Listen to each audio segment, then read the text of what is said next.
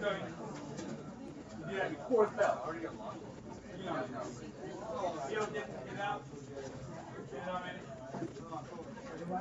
Calendar.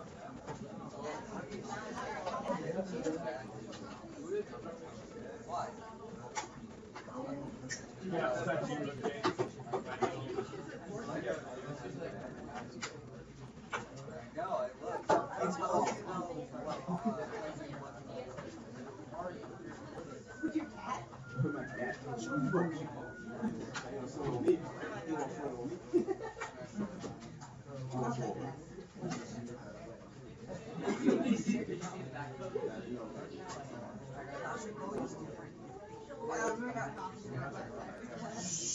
A little less talking, more writing, please.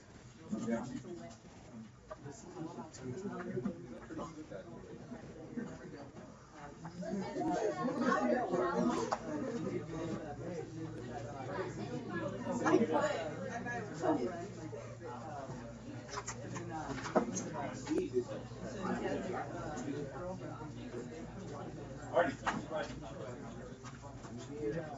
Got about 30 more seconds.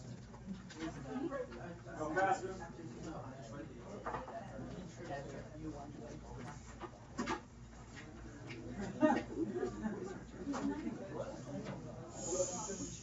You're writing it in your calendars as opposed to a piece of paper. Go ahead and, when you're done, get out that sheet of paper, and you're going to continue with some warm-ups this week.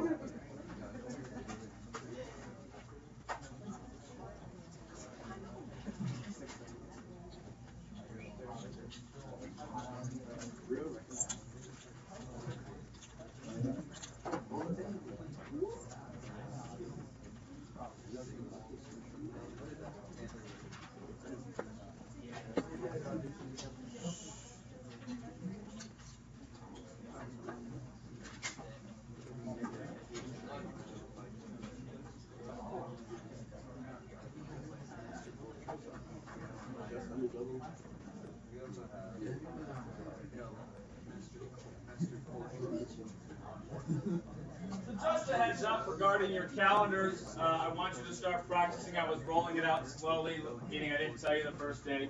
But I'm going to get back in the practice of giving you a weekly calendar check assignment. So 50 points just dedicated to filling out your calendar for the week, for not just this class, but for all of your classes. So student handbook, dust it off if you're not using it actively or not doing it in other classes. You're trying to get that agenda written down, using the same habits and routines of this class and other classes. So on Mondays, so next Monday, I will be checking those, making sure that you have full points. You had really, we started that and then we stopped it for a good chunk of the semester because you were generally on task, but probably you got out of the habit. So we're going to get back into it and it'll exist through the whole semester.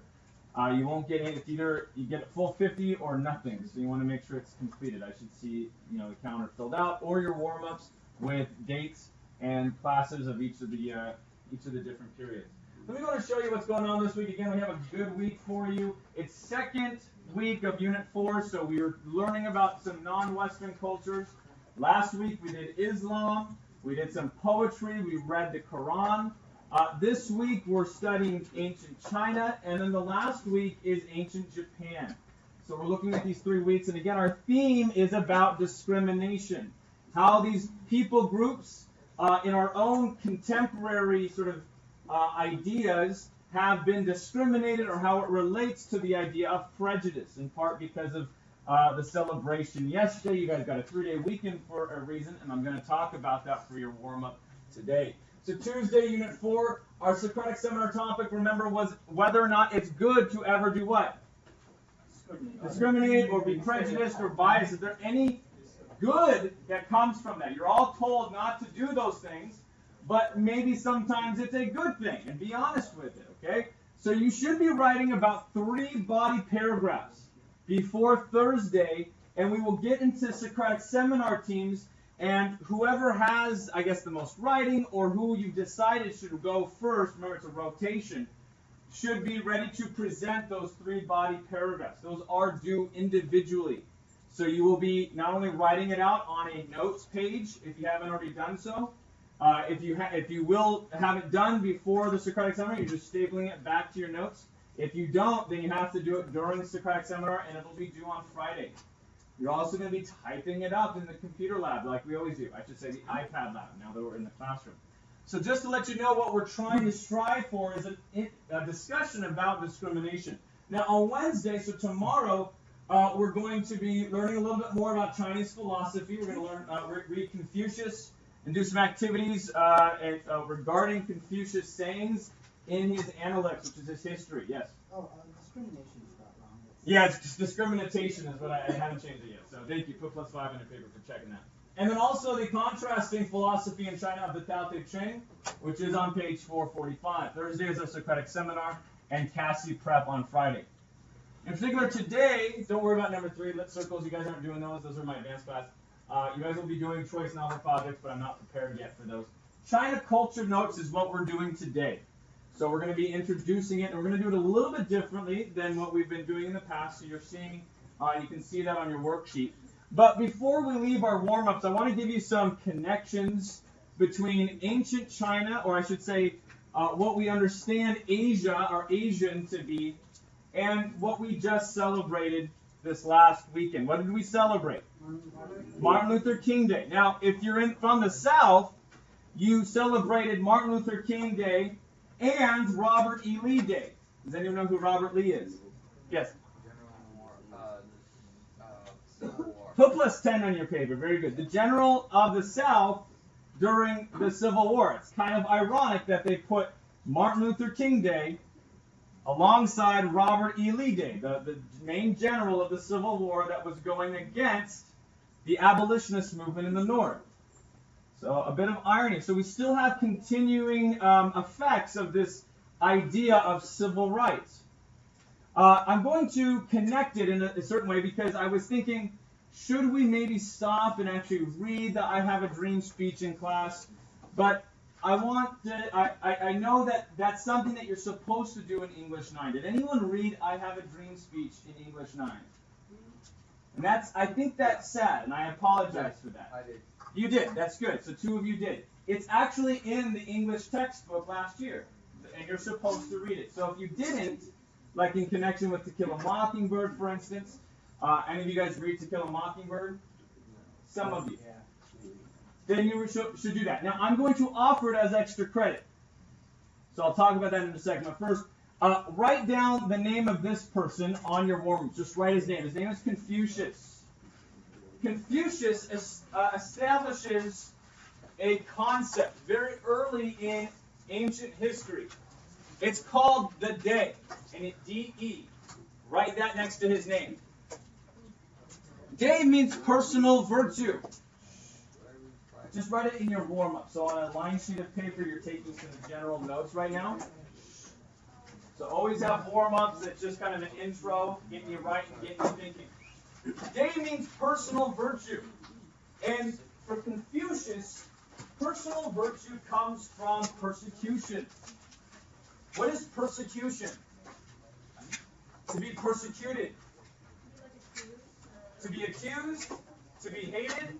To be in conflict. Personal virtue then is increased when you are facing people who hate you. And while Confucius is often associated with state, that is government, since Confucian scholars throughout the ancient Chinese dynasties used Confucius in his emphasis on tradition and family and virtue, ethics, all that kind of stuff, good decisions, good things for a leader to know and for a society to know. He lived during what's called the Warring States period, in which There were not a single dynasty or empire, but there was many people vying for power. So in the midst of conflict, Confucius describes the idea of personal virtue, not loyalty to a government, not loyalty to power or what's best for me, but personal virtue. From Confucius comes another sort of leader and thinker that takes this idea of day, this personal virtue, and puts it into practice to create change. Does anyone know who this person is? Gandhi. Gandhi. Put +5 on your paper.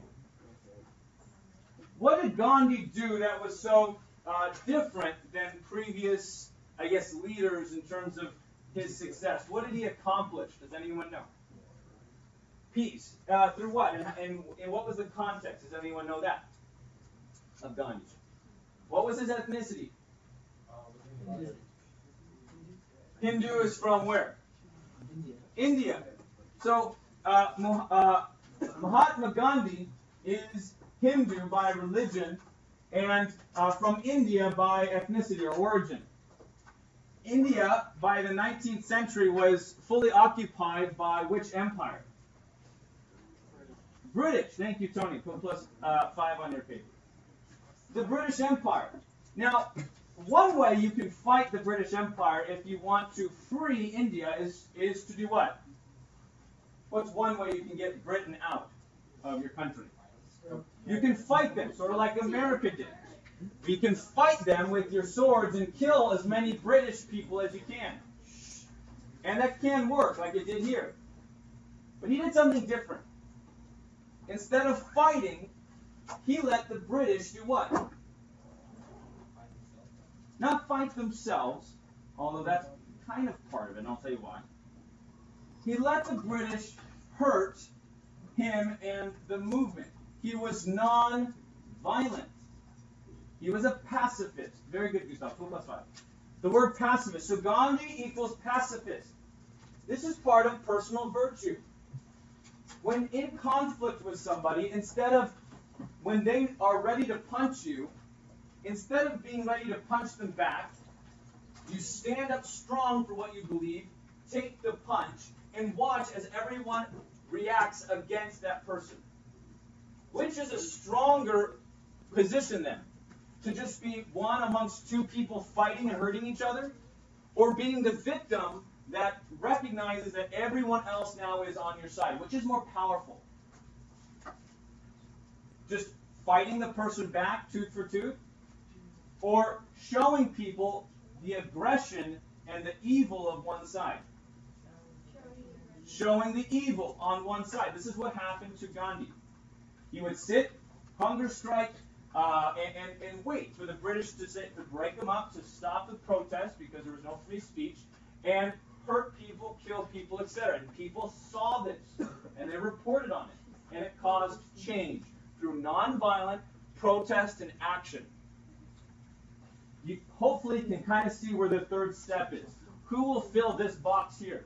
Who took the ideas of Gandhi and applied it to America? Martin Luther King Jr. So now write the third name. Martin Luther King Jr. You can see the development of these ideas. Martin Luther King had a picture of Gandhi in his office. Now, he was a Christian. Gandhi was Hindu, and Confucius was sort of a philosopher, a Chinese philosopher. They have a very different conception of religion in the West and in Hindu religion. There's no personal deities. But the ideas of day, personal virtue, were the same. Nonviolent protest increases personal virtue and shows people just how powerful you are in your position, because you are right, and when you are right, a lot of times you are the only one standing up for it, and this changes things. So his charisma, his personal virtue comes out in his speeches. So now underneath your MLK line about nonviolent protest and how he changed things based on his leadership, I want you to write an extra credit assignment. This is worth 50 points. So this is a pretty big thing. It's like a general notes that we do in IR worksheets, like 50 to 60 points. If you go on YouTube and watch the speech, it's about 17 minutes, or you can just read it. Type in "I have a dream" in Google and read it. If you give me 2 paragraphs telling me how it shows his personal virtue through the words he uses, meaning saying matters, saying matter paragraph for each, you will get 50 points extra credit. So read it on your own and analyze it. Now, I'm not making this a real assignment because it's an English 9 standard. Does that make sense? It's in your orange textbook. If you didn't read it, I apologize. But you should, because it is one of the landmark American speeches of our time. The ideas of discrimination are not that far away from us. Some of, even the people in this room may experience, if you talk to your grandparents or great-grandparents, you might realize that they were living in a time that was very different regarding what it meant to have personal virtue. It's easier nowadays for certain people, not for everyone, to show personal virtue in the midst of conflict.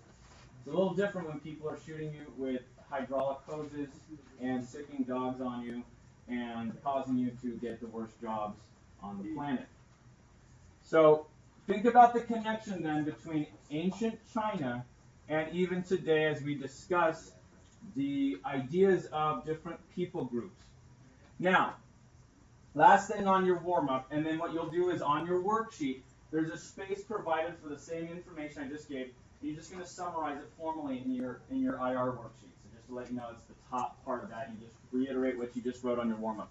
I want you to give me 4 words that are associated with Asian. Take 1 minute. Do that now. 4 words that are associated or that you associate with the word Asian. Okay? And hopefully you have ideas already. Go ahead and write those down before we talk about them. Know that just like with Islam, we walk through each team and get a word from each team. So maybe know who's going to say what. 45 seconds. First words that come to mind are ideas from news or from personal experience.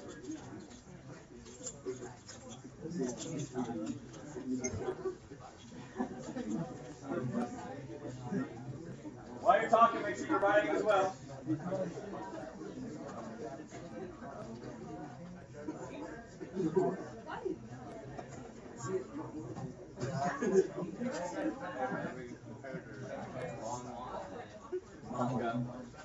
Yeah?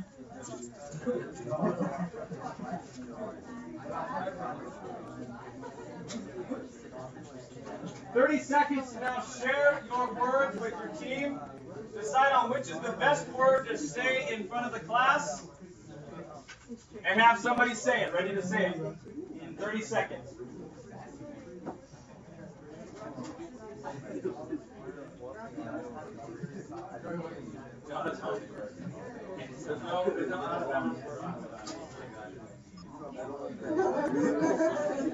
That's in the phone. Get out of here. We're not talking about that like that.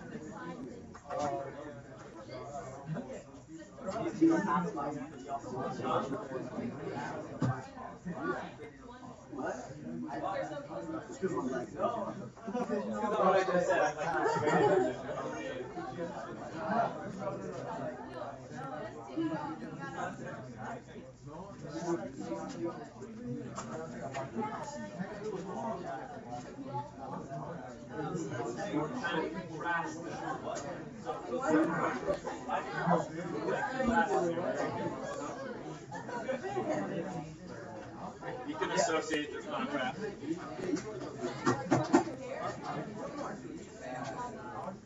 10 seconds.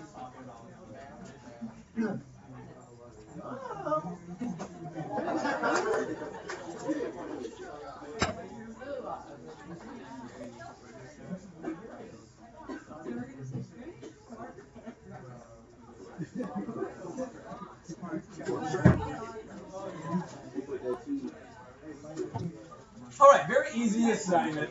Let's start with the center team.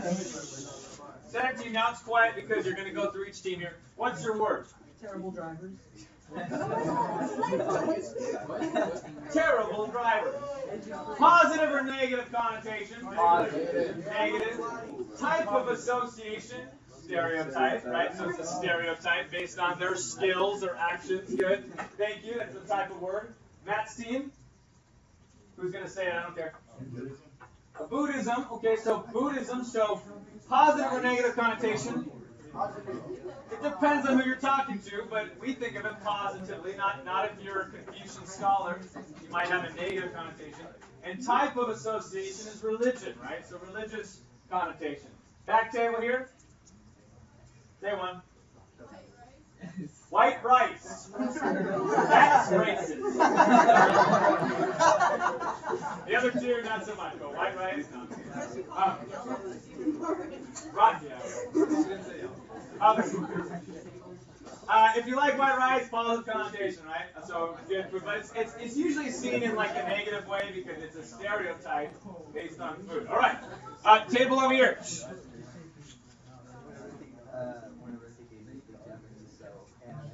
Anime, what were we gonna say? Mulan. So Mulan and anime.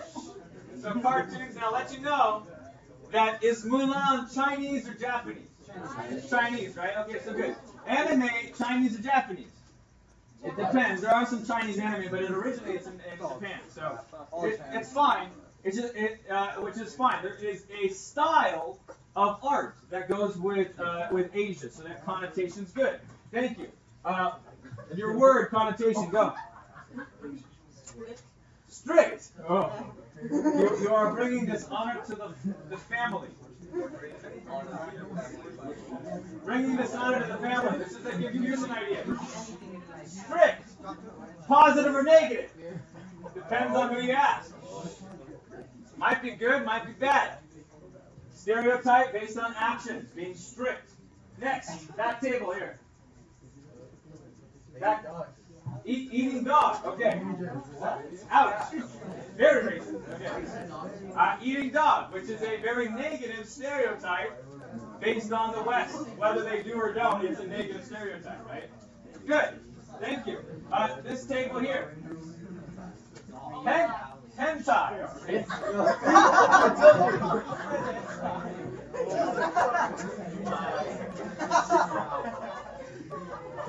All right.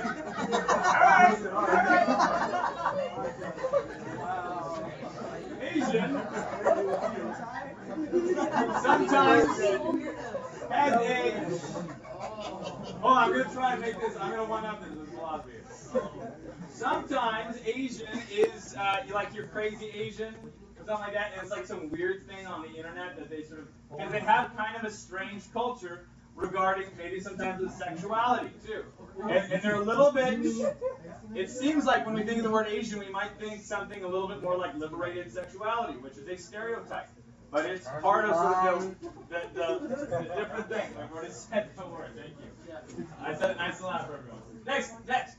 Okay. Chink. All right. I like saying that. I'm like, oh gosh. Chink. So the association. Guys. Negative connotation. It is a slang term against Asian people, partly because of facial features. Okay, it's a word that's like an onomatopoeia. It sounds like what eyes look like. Next word. Word. Back in the table. Creative. All right. Positive or negative connotation? Positive. It does seem like there is creativeness and innovation going on in Asian culture. Think of all of the big buildings and wonderful modern architecture. 611. Sure. Randy, going home. Attendance. All right. We have a spectrum. All right, I need you quiet now, just for a second, so I can give you directions for what's next. You've got a spectrum of words. We all know this, right? Language is part of our stereotypes and perceptions of other people. So the question is, are any of these justified stereotypes? That might be for your Socratic seminar. But beyond that, we have ideas of Asia that we might need to inform so that we're less interested in sort of stereotype or surface level associations, whether or not they actually exist. When you think of Asia, someone said strict, and I think of smart. Okay? That tends to be the thing that I think of first. But that wasn't always the association with Asian people groups. This is a connection again to MLK. There was a time in which Asian Americans were not considered smart. They were considered dirty. They were considered too many. They were considered taking the jobs away from good white traditional people because they were immigrants, early immigrants. And so you see images like this in newspapers. Describe in a sentence what's going on in this newspaper on your warm-ups. Describe what's happening. What is it telling us about the nature of Asians in America? So write it down, one sentence, 30 seconds, go. Write down what it's saying about Asians in America. 30 seconds. There you go. That's one example you can compare. Probably. Wow. How they have those two Japanese people. Yeah. Japanese prisoners. $200 million they're gonna kill these two Japanese. Oh my God. I would be very interested. Interesting contemporary issue. All right, you should write one sentence if you haven't already done so. I'm going to talk about it real quick. Randy, go ahead. On the left, you see overcrowdedness, you see dirtiness, you see animalistic. On the right, you see tradition and family, and a focus and emphasis on the individual. This was promoting an idea, a tone, that the author of this particular work was trying to convey. That is, there are Asians who are taking our jobs, they are subhuman, and so they require our ridicule and disdain. So that's the tone of this work. So just like with literature, you can do the same with art. Second picture here, do the same thing, one sentence. This is called Pacific chivalry. It shows a frontiersman and the ideal of a frontiersman.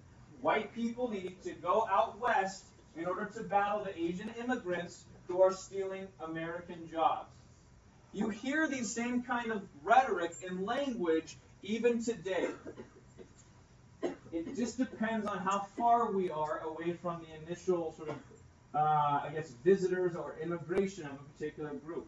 But the same subhuman language is applied to all sorts of minority groups, even today.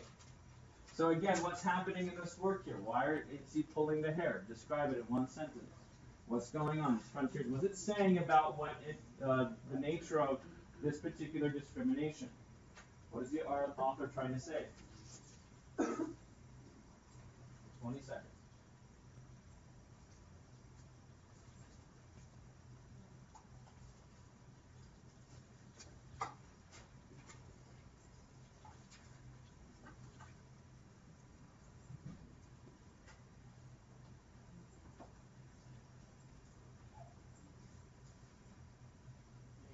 So even though Asian cultures seem to be, liberated from this, it's always in the past. And when we see Japan, we're going to see something very similar, and actually something, I think, a little bit more horrific, because it was closer, and it was a result of fears based on World War II era conflict.